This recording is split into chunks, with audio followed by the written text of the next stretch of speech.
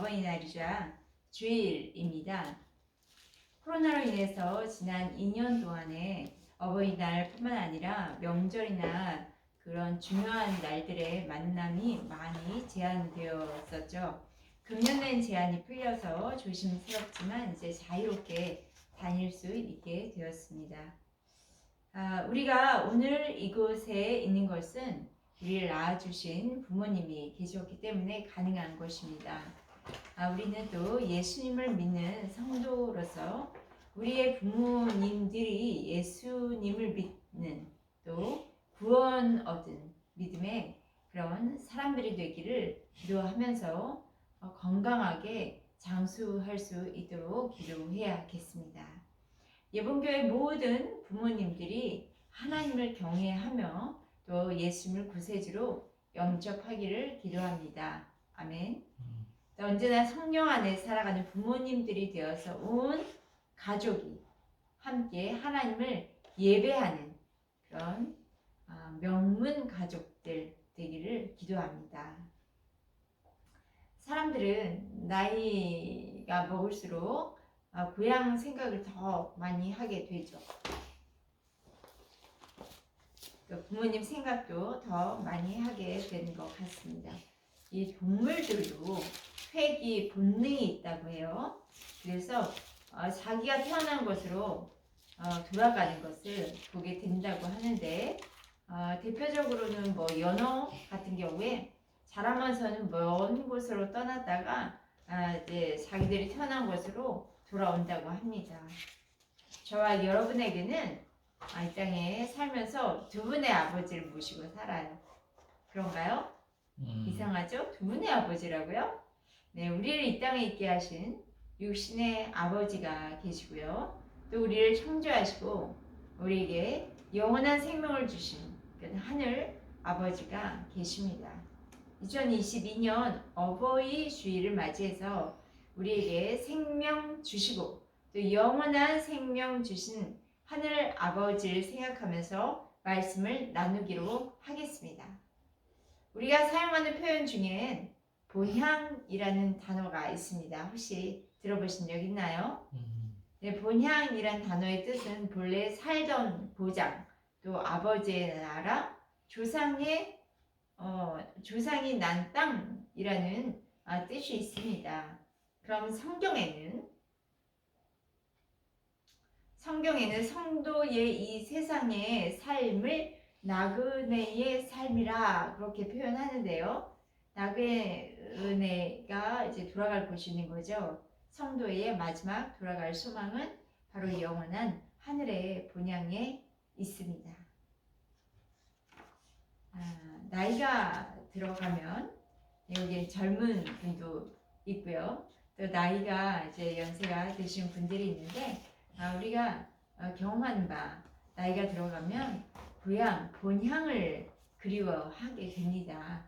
근데 우리의 영도요, 우리의 영의 본향을 그리워합니다.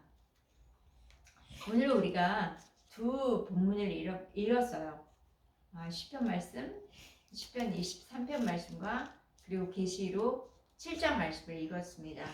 먼저 다윗의 노래 시편 23편과 또 요한계시록 7장 말씀인데 시편 23편은 여호와의 집, 즉 하늘 아버지의 집을 그리워하는 그런 다윗의 노래가 담겨 있습니다. 그럼 요한계시록 7장은 모든 성도들이 그리워하는 본향 하늘나라에서의 그 삶에 대해서 말씀하고 있습니다. 이 두 본문은 서로 같은 이야기를 하고 있어요. 두 본문이 말하는 것은 여호와의 집, 즉 하늘 아버지의 집에 대해서 말하고 있습니다. 오늘 두 본문을 중심으로 해서 여호와의 집에 영원히 살리라 라는 제목으로 은혜를 나누고자 합니다. 우리가 오늘 이 두 본문에서 나누고 싶은 부분, 발견할 부분은요. 첫 번째, 여호와의 목자이신 여호와. 곧 이것은 우리가 이 땅에서 이 목자이신 여호와 하나님을 누리는 인생을 말합니다. 다윗은요, 어린 시절에 목동으로 지냈습니다. 다윗은 자신이 목동으로 지내던 시절을 생각하면서 하나님과 우리와의 관계를 하나님은 목자시오 우리는 양이라고 비유했습니다. 목자이신 하나님께서 양인 우리들을 돌보실 때에 우리들은 영원한 행복을 누릴 수가 있습니다. 다윗은 위대한 왕이었어요. 강대한 이스라엘 시였죠. 그런데 다른 한편으로도 보자면 아픔이 많은 세월을 보냈습니다. 자신이 잘못해서 고통의 시간을 보낸 것보다는 하나님의 섭리를 이루어가는 과정에서 사망의 음침한 골짜기를 지나가는 시간이 있었습니다.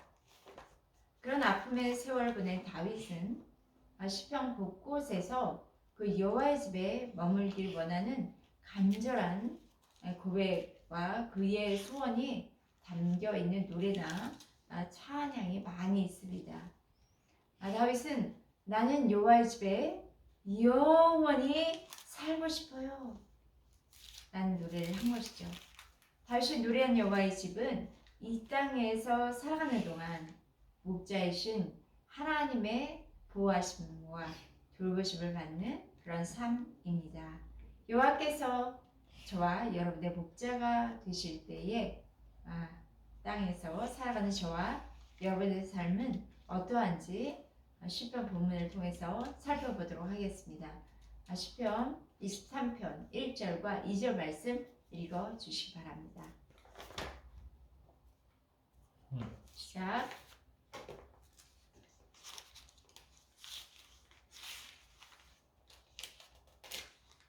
같이 읽도록 하겠습니다. 여호와는 나의 목자시니 내게 부족함이 없으리로다. 그가 날 푸른 풀밭에 누이시며 쉴 만한 물가로 인도하시는도다. 다윗은 자신의 경험을 바탕으로 해서 하나님께서 나의 목자가 되시면 나의 삶에는 모든 것에 부족함이 없다고 노래합니다. 좋은 목자가 양을 인도하면 양은 부족함이 없습니다. 목자는 양들을 푸른 풀밭에 눕게 합니다. 푸른 풀밭에 눕게 한다는 것은요, 먹을 것이 풍성한 푸른 풀밭에 있게 되는 것인데요. 푸른 풀밭이 먹을 것이 뭐가 있어요? 라고 말씀할 수 있어요. 근데 가만히 생각해보면 양은 육식동물이 아니라 초식동물이에요. 그래서 풀이 많이 자라는 그런 푸른 풀밭에 누이고 쉬게 될 때에 풍성하게 먹거리를 제공받을 수가 있는 것이죠. 양들의 산과 둘러다니면서 풀 뜯어먹고 눕기도 하며 살아갑니다. 이 양들만 그런가요? 우리 사람들도 산과 둘러다니면서 푸른 풀밭에 누워있는 거 좋아하시는 분들이 많이 있죠. 그런데 목자를 잘못 만나면 풀이 없는 곳으로 다닐 수가 있어요. 하루 종일 목자를 따라다니는데 가는 곳마다 풀이 없다면 양은 허기진 채로 그냥 계속 목자에게 끌려다니는 신세가 되는 것이죠. 그리고 푸른 풀밭은 뜨거운 태양을 피해서 쉴 수 있는 그늘이 있어요. 양들이 풀을 실컷 뜯어먹고 나서 그늘에 있는 풀밭에 누워 태양빛을 이렇게 피하면서 쉬게 되는 것이죠. 그러니까 태양열이 뜨거워진 그 사막의 모래땅은 쉴 수가 없잖아요. 그런데 반해서 열기를 식혀주는 풀밭은 양들이 아주 좋은 휴식터가 됩니다. 우리도 산책할 때 뜨거운 그런 곳에 앉아있는 걸 피해서 시원한 바람이 산들산들 부는 그런 그늘진 그런 풀밭에 쉬게 될 때 아주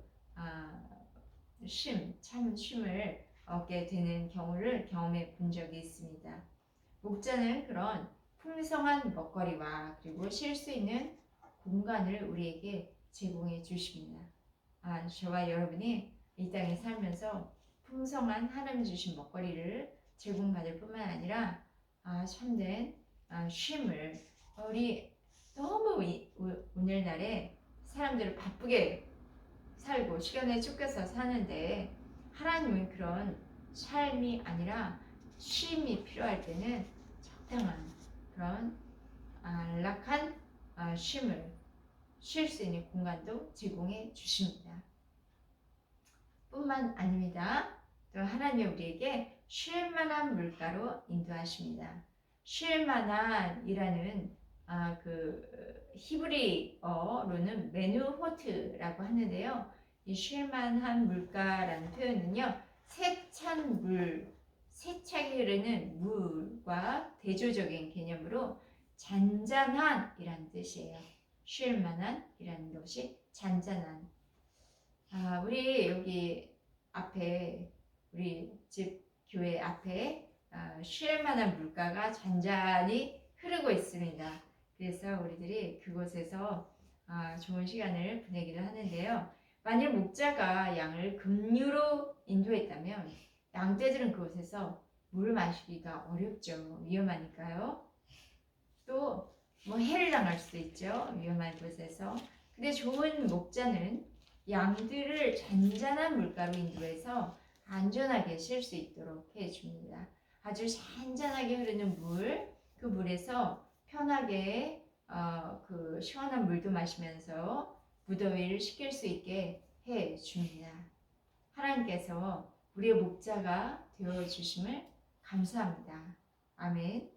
우리가 하나님의 양으로 살아갈 때에 하나님께서는 우리에게 유용한 양식을 주시고요. 그리고 참된 안식을 주십니다. 아멘. 또한 생명의 샘물을 마심으로 행복하게 살아가도록 인도하시는 분이 우리 하나님이십니다. 그러므로 의의 길은 고든 길은 형통한 길이라고 해석할 수 있죠. 목자는 양들을 데리고 돌고 돌아서 이렇게 헤매면서 목적지로 가지 않아요. 고든 길로 양들을 인도해서 조금이라도 양들이 지치지 않도록 하십니다. 이게 구불구불 돌아가게 되는 것은 결국 하나님이 하신 것이 아니라 내가 하나님이 준비하신 길에 제대로 들어서지 못할 때에 구불구불 돌아가게 되는 것이죠. 하나님께서 저와 여러분 앞에 가시면서 우리 앞에 하나님께서 가시면서 우리를 인도하신다면 그 길에 우리가 순종함으로 따라간다면 돌고 도는 길이 아니라 고든 길로 형통한 길로 나아가게 되는 것입니다. 목자는 이렇게 양들을 데리고 돌고 돌아 목적지로 가지 않고요. 고든 길로 양들을 인도하는데요. 고든 길로 인도하는 그 목자에 대해서 양들도 알고 있어요. 그렇기 때문에 사망의 음침한 골짜기를 갈지라도 두려워하지 않아요. 해받을 것을 양들은 두려워하지 않아요. 왜냐하면 우리 주님이 우리 인도하실 때 사망의 음침한 골짜기에 있더라도 그 길이 목적지까지 빨리 갈 수 있는 길이라는 것을 알기에 두려워하지 않고 그 길을 곧바로 헤쳐 나가게 되는 것입니다. 그리고 그 사망의 음침한 골짜기에 있더라도 하나님을 절대적으로 목자이신 하나님을 신뢰하는 사람은 하나님의 인도하심을 기대하기까지 할 수 있습니다. 우리가 그 경지에까지 이르르는 믿음의 사람들이 되었으면 좋겠습니다. 양들은 목자가 함께 있기만 하면 어떤 어려움에서도 건져준다는 것을 알기 때문에 두려워하지 않은 것입니다. 우리들에게 어려움이 참 많아요. 재정의 어려움, 또 질병의 어려움, 그리고 또 가족관계에서의 어려움도 있죠. 인간관계, 직장에서의 어려움이 있고요. 또 저 같은 경우에는 사역의 어려움이 있는데 이런 모든 어려움에도 불구하고 목자이신 예수님께서는 우리와 함께 하실 때 건져주실 뿐만 아니라 우리를 두려워하지 않도록 그렇게 그 길을 인도하십니다. 그래서 양들은 자신을 지켜주는 목자의 그 지팡이와 막대기를 바라보며 목자를 따라갈 수가 있는 것입니다. 이처럼 우리도 여호와께서 우리의 목자이시기에 우리를 지켜줄 그 목자 되신 예수님의 막대기와 여호와 하나님의 막대기와 지팡이를 보면서 따라가기만 하면 사망의 음침한 골짜기일지라도 반드시 형통하고 복된 결과를 가져오게 하심을 믿습니다. 5절과 6절 말씀을 읽어주세요. 시작. 주께서 내 원수의 목전에서 내게 상을 차려 주시고 기름을 내 머리에 부으셨으니 내 잔이 넘치나이다. 내 평생의 선하심과 인자하심이 반드시 나를 따르리니 내가 여호와의 집에 영원히 살리로다. 네, 이 구절을 현대어 성경으로 읽어보겠습니다. 원수를 두 눈 뜨고 쳐다보는데 보란듯 이곳 앞에 잔치상을 차려주시고 또 귀한 손님 대접하듯이 그런 기름을 발라주시며 잔이 흘러넘치라 하고 부어주시네. 6절입니다. 아, 그 누가 이렇듯 행복하리요. 이처럼 포근하리요. 주님의 손길, 그 살아있는 손길 생전 끊이지 않으리니 이 모습 살아 숨쉴 동안에 주님의 전에 오래도록 살으리다. 그럼 공동 번역으로 읽어볼까요? 원수를 보라는 듯 상을 차려주시고 기름 부어 내 머리에 발라주시니 내 잔이 넘치옵니다.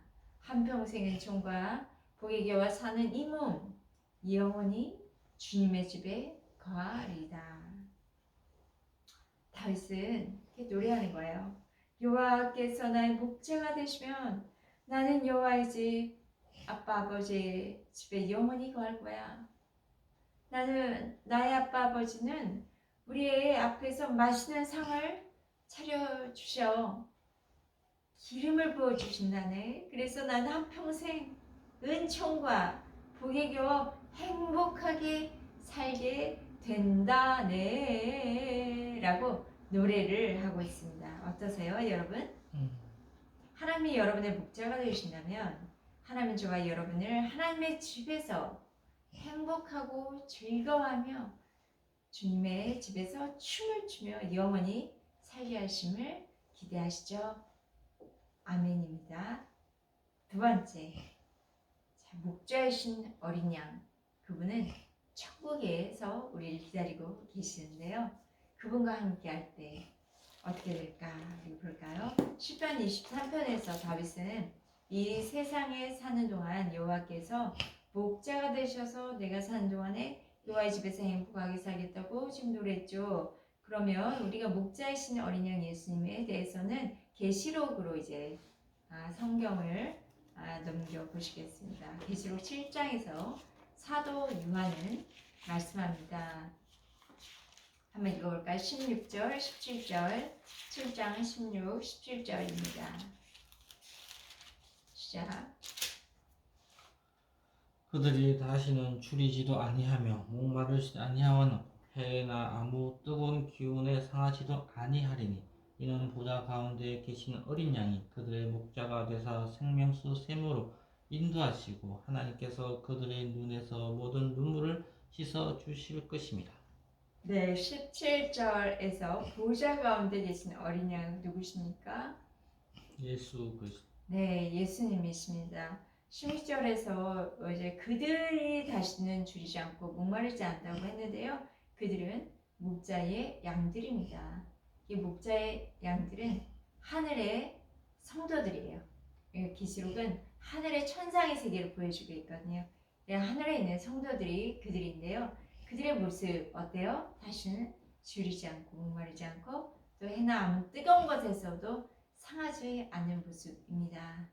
우리 예수님께서 요한복음 10장에 기억하시나요? 나는 선한 목자라 라고 자증하셨어요. 자기를 그렇게 선한 목자라고 말씀하셨는데 오늘 본문에서 하늘 보좌 가운데 앉으신 어린 양, 그 예수님은 우리의 목자가 되시기에 우리는 하나님 나라 본향에서는 천상의 세계에서는 다신 줄이지 않고 목마르지 않고 그리고 어떤 것에서도 상하지 않게 된다고 말씀하고 있습니다.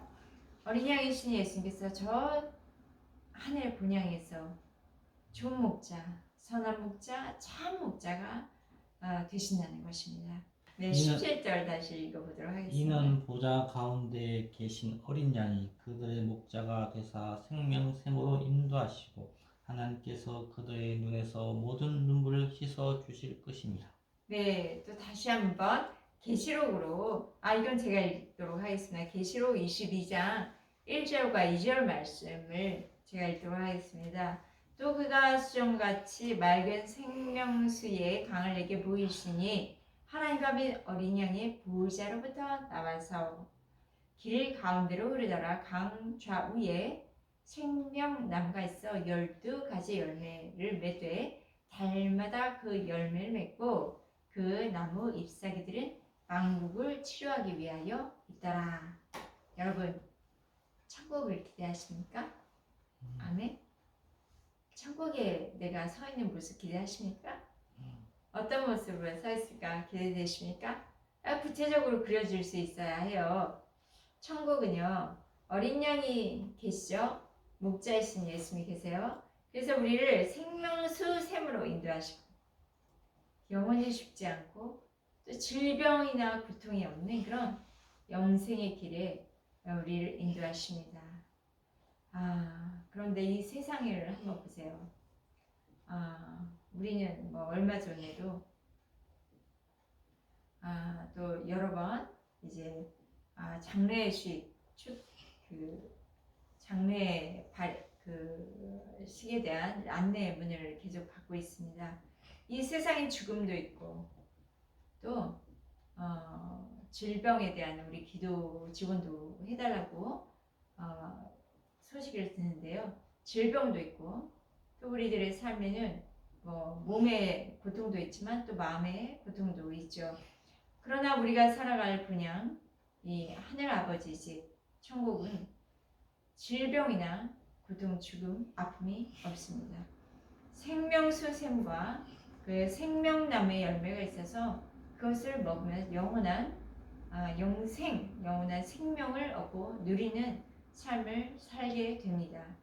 17절 내가 다시 보니까 이는 보좌 가운데 계신 어린 양이 그들의 목자가 되사 생명수 샘을 인도하시고 하나님께서 그들의 눈에서 모든 눈물을 씻어 주실 것이라 말씀하십니다. 그래서 계시록 21장 4절 제가 다시 읽어보니까요. 이렇습니다. 모든 눈물을 그 눈에서 닦아 주시니 다시는 사망이 없고 애통하는 것이나 곡하는 것이나 아픈 것이 다시 있지 아니하리니 처음 것들이 다 지나갔음이러라.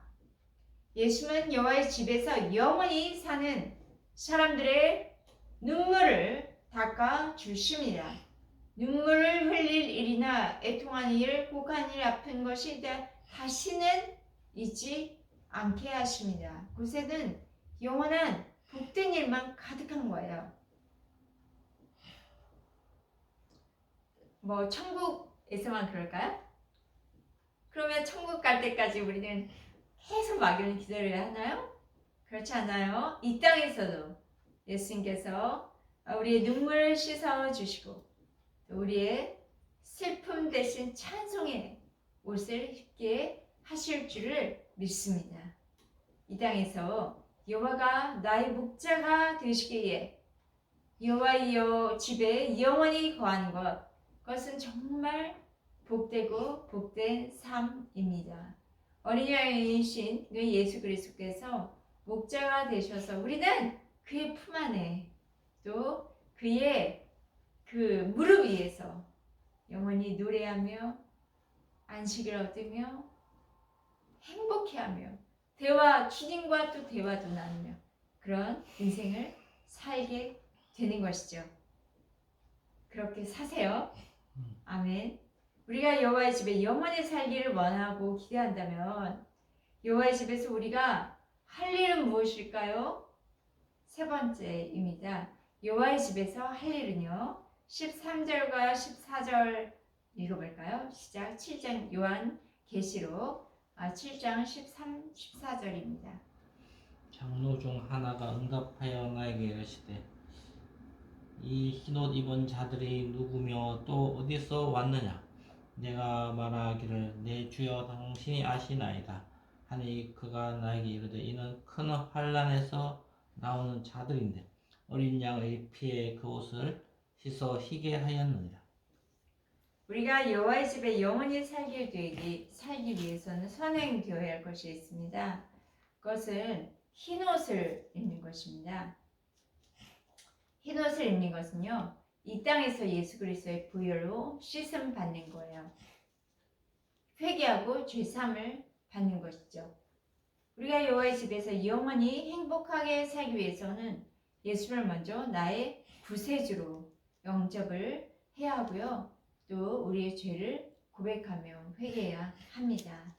우리의 죄를 고백한다는 것은요, 하나님과 내가 떨어져 있을 때 도저히 의인으로 살 수 없는 죄인이었다는 것을 고백하는 것이죠. 그 죄의 고백이 되면 십자가의 보혈로 우리의 죄를 하나님께서 용서해 주십니다.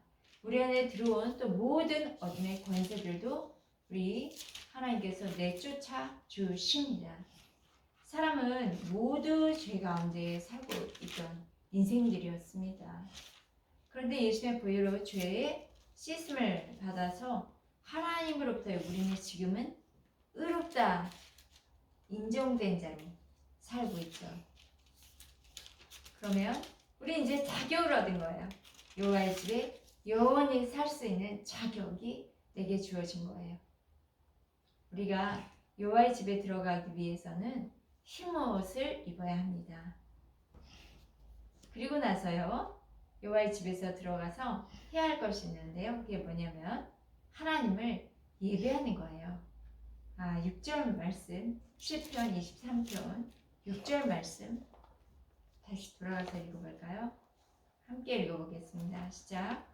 내 평생에 선하심과 인자하심이 반드시 나를 따르리니 내가 여호와의 집에 영원히 살리로다. 그러면 다시 한번 계시록 7장으로 가겠는데요. 7장 7절부터 12절, 죄송합니다. 7장 9절부터 12절까지 쭉 읽어주시면 감사하겠습니다. 이 일 후에 내가 보니 각 나라와 족속과 백성과 방언에서 아무도는 셀 수 없는 큰 무리가 나와 흰옷을 입고 손에 종려 가지를 들고 보좌 앞에 어린 양 앞에 서서 큰 소리를 외쳐 이르되 구원하심이 보좌에 앉으신 우리 하나님과 어린 양의 도다 하니 모든 천사가 보좌와 장로들과 네 생물의 주위에 서 있다가 보좌 앞에 엎드려 얼굴을 대고 하나님께 경배하여 이르되 아멘. 찬송과 영광과 지혜와 감사와 존귀와 권능과 힘이 우리 하나님께 세세토록 있을지어다. 아멘. 네, 감사합니다. 다윗이 시편에서 내가 여호와의 집에 영원히 살겠다고 고백을 했죠. 그것은 예배와 경배를 영원토록 하나님께 드리겠다는 고백입니다. 계시록에서 우리가 영원토록 해야 할 일은요, 하나님 보좌 앞에서 어린 양에게 찬송과 경배를 올려드리는 것입니다. 우리가 이 땅에서 여호와의 집에 머무는 성도로 살아간다는 것도요, 언제나 하나님 앞에 서서 선자로 하나님께 예배드리는 그런 삶을 살아가는 것이에요. 저와 여러분은 어느 장소에서나 또 어느 시간에서나 하나님을 늘 의식하고 살아가야겠습니다.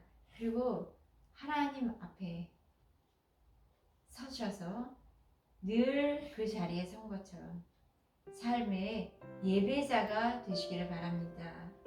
그리고 우리는 앞으로 나아갈 그런 천국에서 하늘 아버지 본향에서도 영원토록 하나님을 예배하며 또 찬양하며 경배하는 삶을 살아갈 줄 믿습니다. 그러려면 이 땅에서 늘 우리의 모든 모습 속에 예배자의 삶으로 살아갈 때 그것이 이어져서 천국에서도 그런 삶을 살아가게 되지 않겠습니까?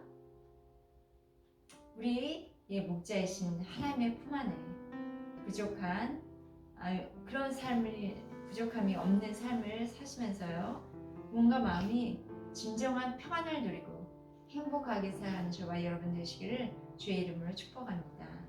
또 천국에서 영원한 생명, 복과 기쁨을 주님의 품 안에서 온전히 누리시는 저와 여러분 되기를 주의 이름으로 축복합니다. 네, 아멘. 기도하시겠습니다.